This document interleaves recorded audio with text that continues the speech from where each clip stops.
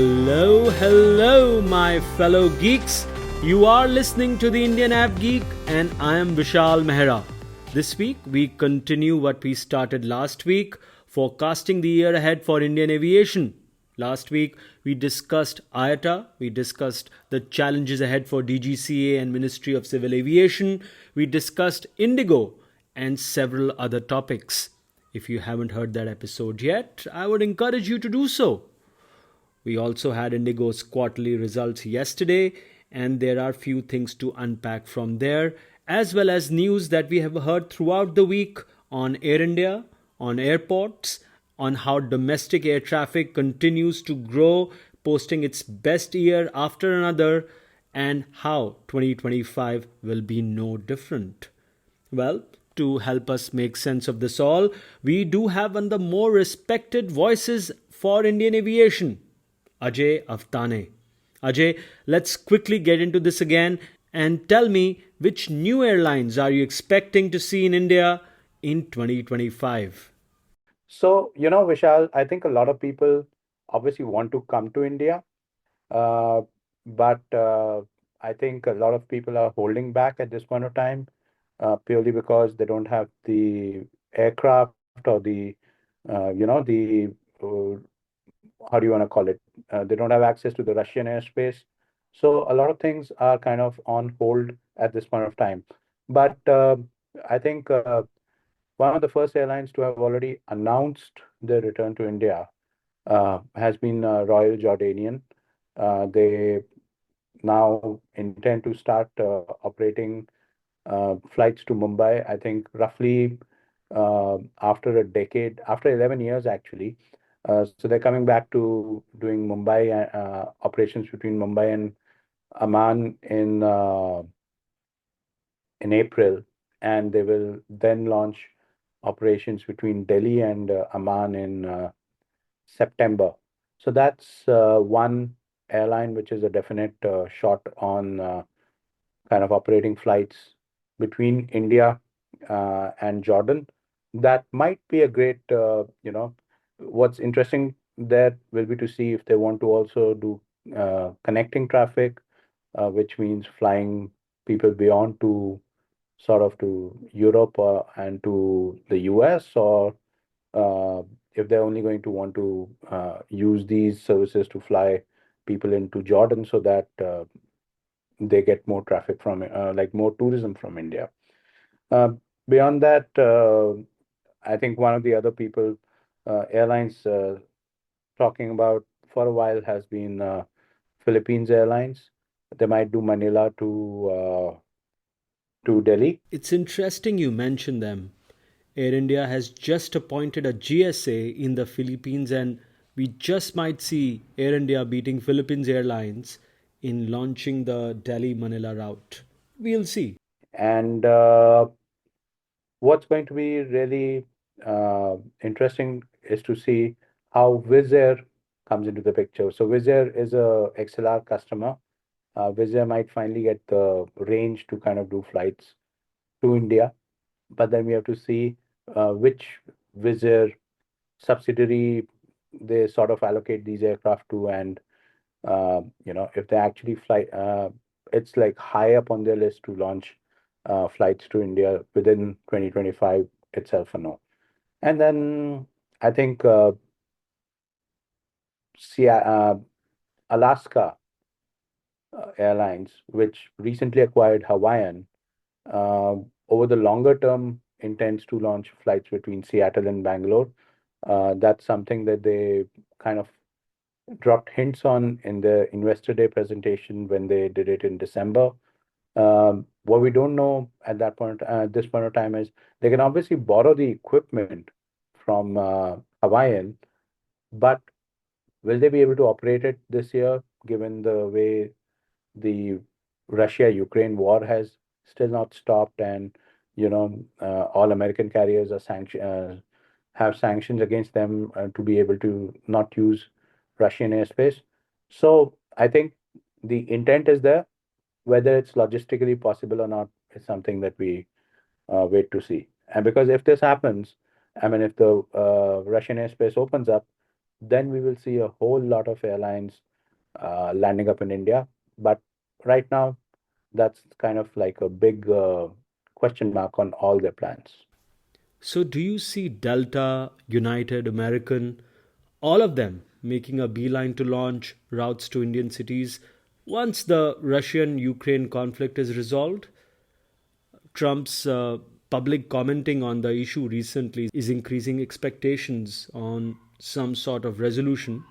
See, Delta wants to come back into India. That's something that we know.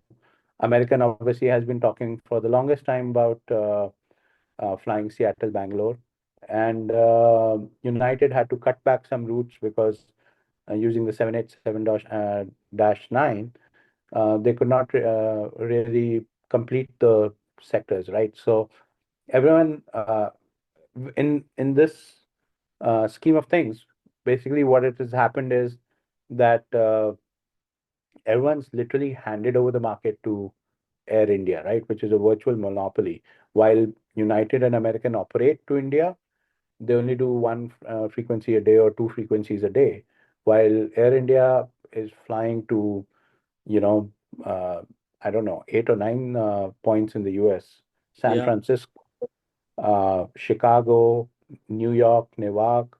They're going to launch Dallas this year. They might also get into LAX this year. So, the market, apart from the Middle East players, is totally handed over to kind of, Air India. And certainly the American airlines want a piece of this pie. So there's IAD for Air India too, by the way. Plenty of stations in the US. I think one more thing we can expect this year, dependent heavily on geopolitics, of course, is the return of Chinese airlines to Indian airports and vice versa. Indeed. I remember pre-pandemic, they used to operate lots of cheap connections to US via their hubs in China, whether it was Air China or China Southern, especially to the West Coast. So we'll see how that plays out. Do you see A350 1000s entering into service this year for Air India, maybe in the latter half? Or these are just pies in the sky right now? I read there are a couple of airframes being readied in Toulouse. What's your hunch? Air India really wants to kind of, put this whole old aircraft business behind them, right? So they obviously want all the new aircraft and they want them now. Too bad it doesn't work that way because there are obviously other customers as well. Uh, so I think, yeah, if they get the entry into service of the Dash 1000 this year, that will be a great move for them. But then again, they need at least two aircraft to be delivered to them for them to even think of operating, this on a ultra long haul kind of a sector. So that's the question mark. If they're getting one or if they're getting two, how many of them they're going to get, that's going to be important to, see. But beyond that, I think it's uh, eventually Air India also has a lot of aircraft, which like the 777 fleet, which can only go uh, into the hangar for the retrofit once they have other aircraft available to kind of supplement them on some of the routes. Aviation, of course, is a very capital heavy business. And like we see with so many other Tata Group businesses, do you see an Air India IPO on the horizon in 2025, or you think it's more of a possibility in 26 or 27? I would be happy to be proven wrong, but I think there's too much to be solved for at Air India at this point of time uh, for them to kind of, go and list themselves on the markets at this point of time. So I would imagine after a long, the most part of the overhaul is complete, they would start thinking of an IPO. But for the moment, they really need to operate privately purely because there are too many variables still in the whole mix of things that they operate with. So they'll clearly not get the value unlock that they hoped for if they went to the market at this point of time. Ajay, with respect to Akasa, do you see them also coming out with a slightly more premium bundle offering of their own, like the Air India Vistar offering now and Indigo Stretch? As per Peter Elbers in the quarterly call, we will see that offered now in 10 metro to metro routes by the end of the year. Or do you see Akasa going purely after lower casks? The reasons why Indigo did this were very different. But for an airline which really just kind of came to the market, I think it's going to be too much of an ambition to play with the big boys in terms of having a premium cabin as well.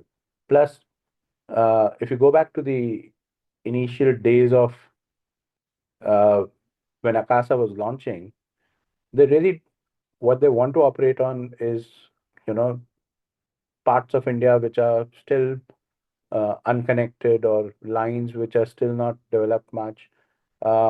And obviously, you can't, have an aircraft where you need to generate an even more premium yield to break even on those routes. So um, that's something I would write off for now, unless something really, really changes in the matrix. I don't think they're coming to this market um to play in the premium segment.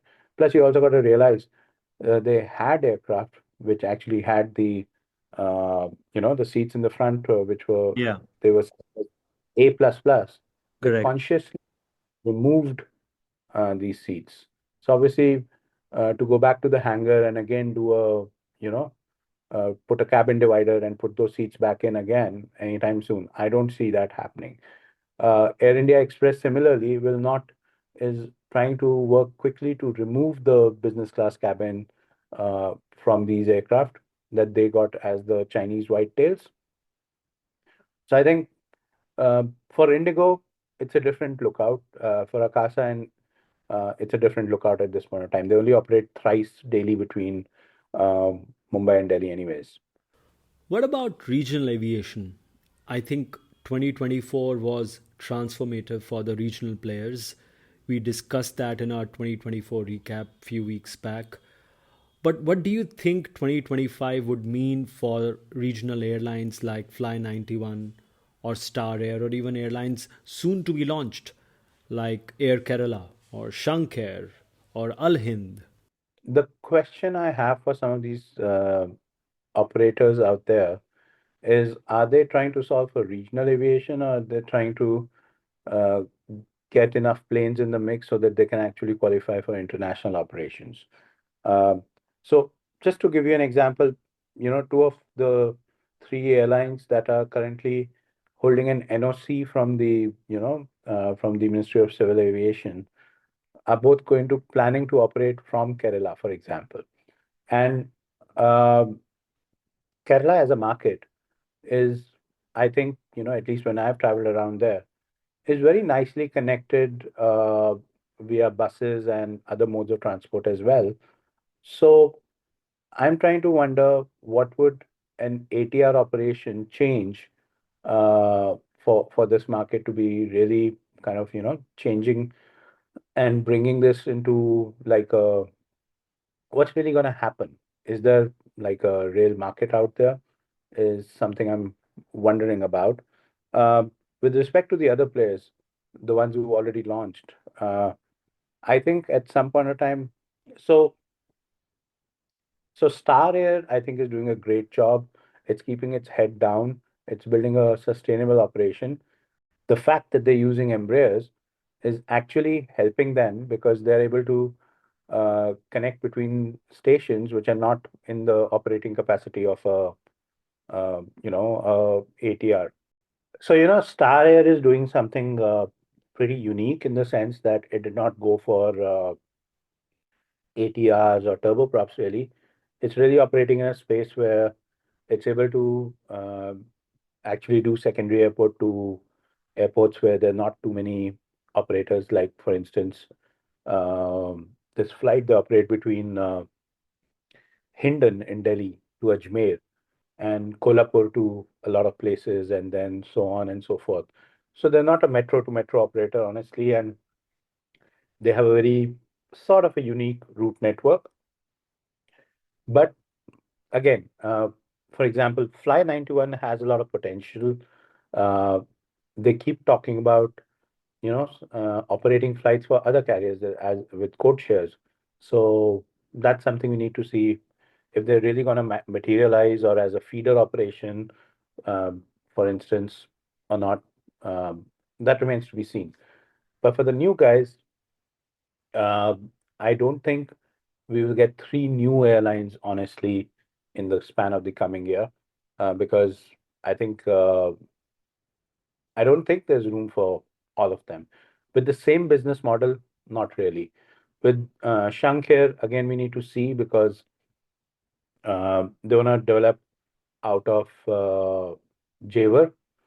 Now, obviously, the slate is clean for them, but do they have any operational experience in an airline business? Uh, Not really. So keen to see what uh, how many of these actually go into the process where they will go and actually secure an AOP, which is a big question mark for me for all three of them at this point in time. You were just talking about Embraers and Star Air. I think this can be a good segue. Do you see 2025 as the year when Indian Airlines induct a new aircraft type in their fleet? Whether it's the A220, it's the Embraer 195, or heavens forbid, the Comac 919. So interesting you bring that up. Now Embraer I know is obviously trying to crack into the Indian market, but you really need a new, I think, a new airline to launch, just like Star Air did, uh, who would want to kind of bet their fortune on a new aircraft type. So, and that might only happen with a new airline, I'm saying, because the Airbus and the Boeing backlog is massive. And if you want to start with fresh airframes, then you really have to plan for it now and perhaps come to the market 5 years later. So, uh, so that could be the big question mark. Embraer obviously is a possibility. It's a great aircraft, but the question then exists: who wants to buy an Embraer aircraft? With respect to the A220, I'm sure we all know that uh, Jet, the resumption effort was trying to do a playoff between Embraer and Airbus to see which aircraft would be better fit for the requirements. But again, too bad that did not materialize really. Uh, See, the Indian market is largely a sales and leaseback market, right? And both the big players have really kind of placed big bets on the A320 family, honestly. So while the business case to have the A220 uh, is unquestionable, with the kind of pricing that I imagine that Indigo or Air India really get for the A320, I don't think they're interested in the A220 at this point of time, because if in the ballpark similar range, you're going to be able to procure a more established equipment, then why do you want to go for a A220 300 sort of? So I think airlines will kind of become interested in it if and when they start doing the Dash 500 version, which has been talked about, but not brought to the market. So we don't know if it's going to happen or not. And with respect to the Chinese airframe, yeah, I don't think for geopolitical reasons it's going to happen anytime soon. Purely because I think Airbus, or sorry, Air India and Indigo, the two large players, are already uh, firmly uh, secure, I would say, with respect to their supply lines for over a long period of time, with both Airbus and Boeing, whatever the players you might talk about. So I don't think there's a foot in the door, at least for the Comac company at this point of time in India. How do you see Airbus and Boeing faring in the Indian market this year? Are you expecting any highlights in the months ahead?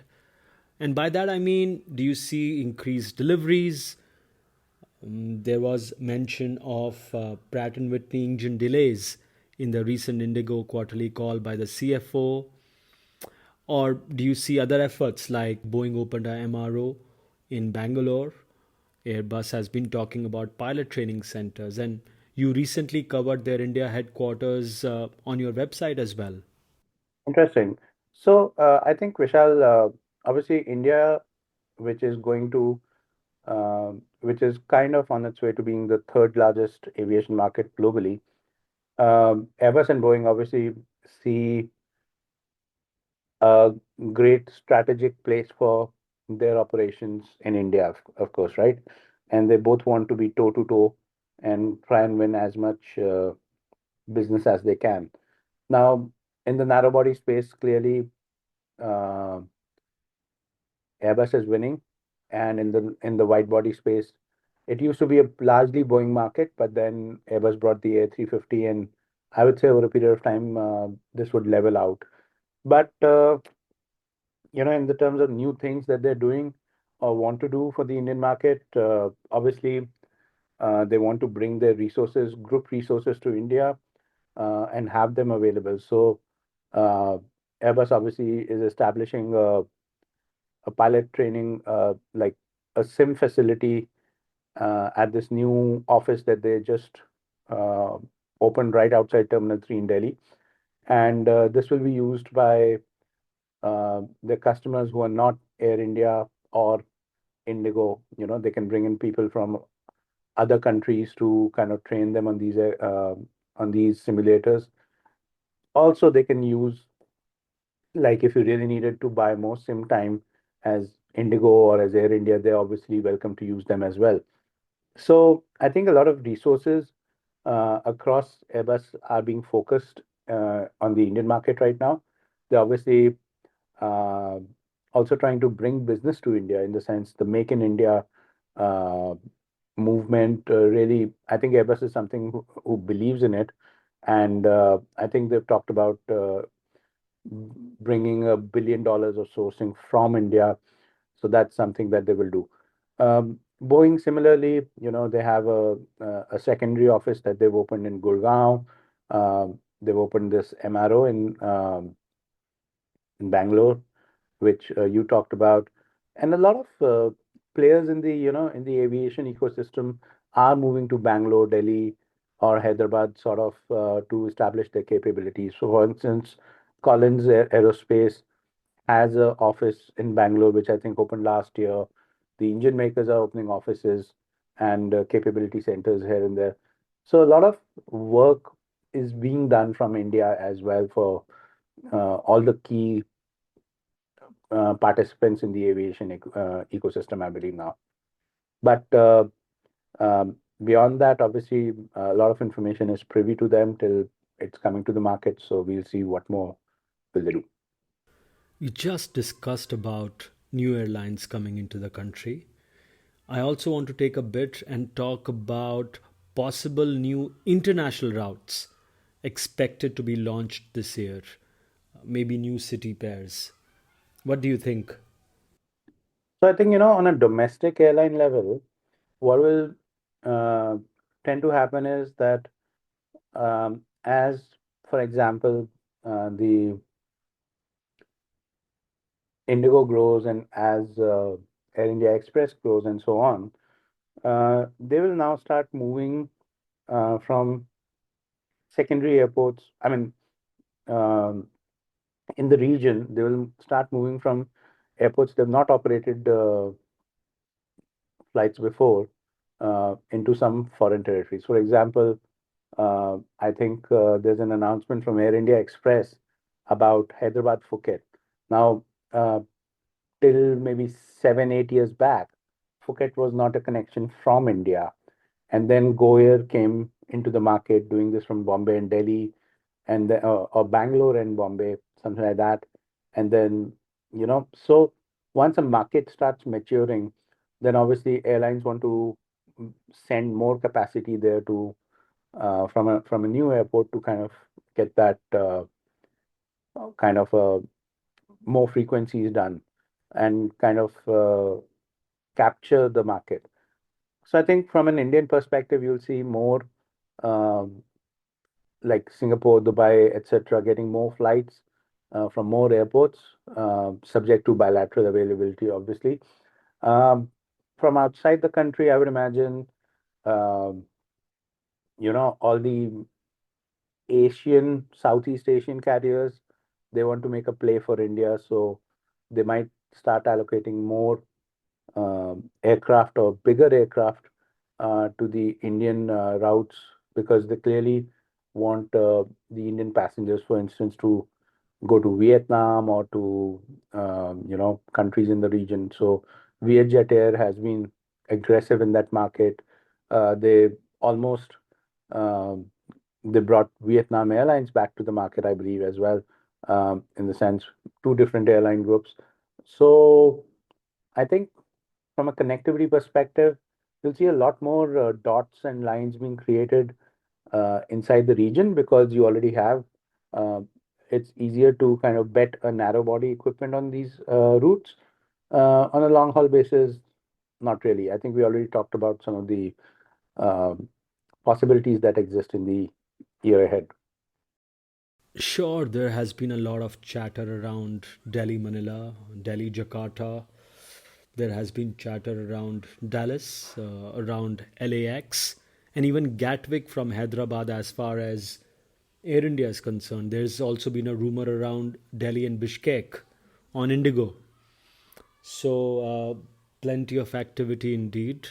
Let's talk now about our home airport, Delhi.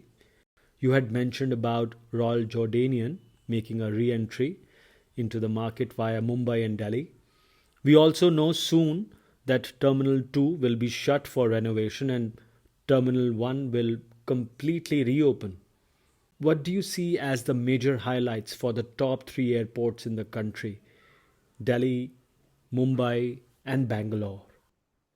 So let's go one by one. Delhi, obviously, uh, once the plan is clear this year, Terminal 1 needs to fully open. It's a beautiful terminal, but I've been wondering for past 6 months why it's been underutilized.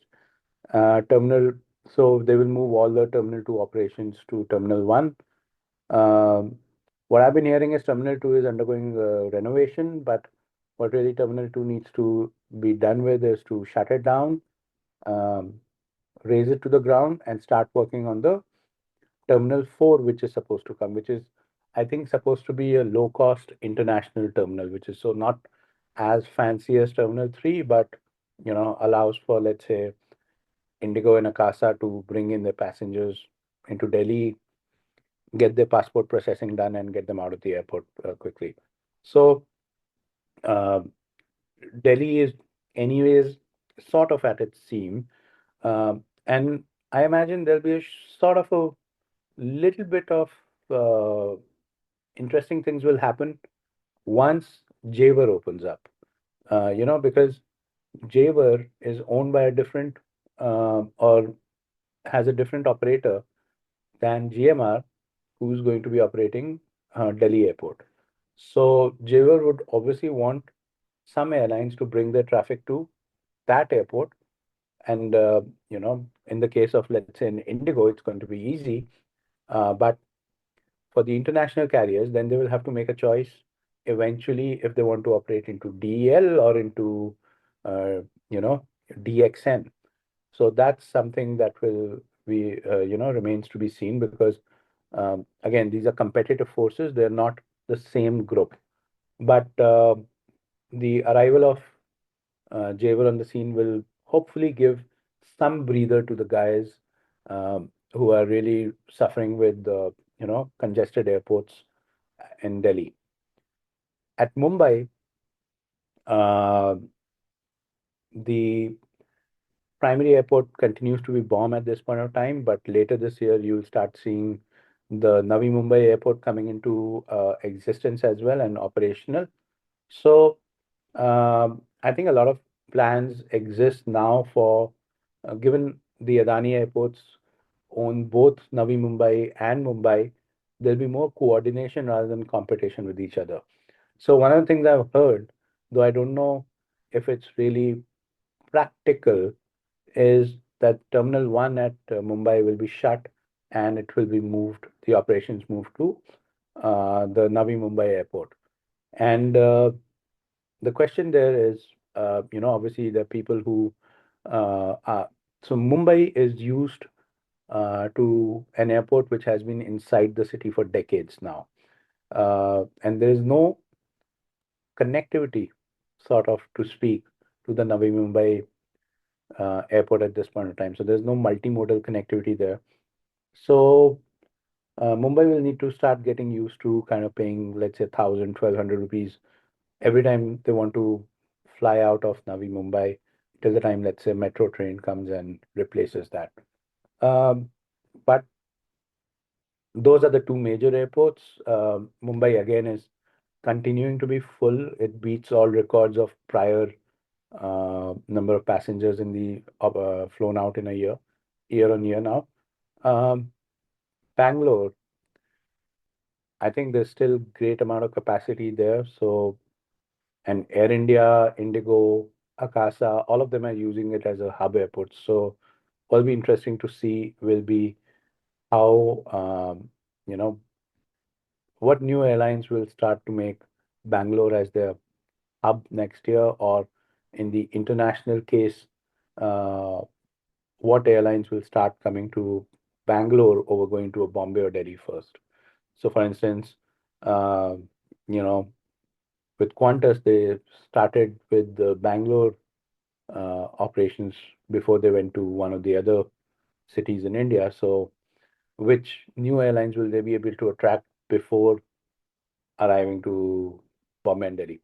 And again, Bangalore is working great in terms of capacity perspective. I think there was a press release a few days back which stated that Bangalore already did 40 million passengers in the last year or so. So in Terminal 2 itself. So again, uh, great potential for growth and a lot of space as well for them to grow right now. So uh, it remains to be seen what more will they do. Remains to be seen how 2025 turns out to be, but basis the conversation we have had over the last couple of weeks, it sure does look exciting. Thanks for your time, as always, Ajay. And I just wanted to say that livefromalounge.com is one of my preferred lunchtime reading materials, and thank you for all the effort that you put in there. Right. Thanks, Vishal. Thanks for having me over. And let's see what how much of this comes true during 2025. Always enjoyed talking to Ajay. Amongst all of this, might I add that Delhi, Bangalore, Bombay, Hyderabad, all these airports had their best ever years in 2024 in terms of traffic. Delhi, in fact, now is amongst the five busiest airports in Asia Pacific. As per OAG, only Tokyo Haneda, Guangzhou, Shanghai, and Beijing are ahead of Delhi. And there's more. Bangalore South MP, Tejasvi Surya is pushing to reopen HAL Airport. So, plenty of activity as far as our airports are concerned. Next week, we will be back with one of our geekiest shows ever, with a man who's one of the more well known industry analysts. Can't wait for that one. Till then, feel free to give us a feedback or a rating. Takes few seconds. We stream on all podcast apps. You know that. With that, I wish you well and happy flying, my friends.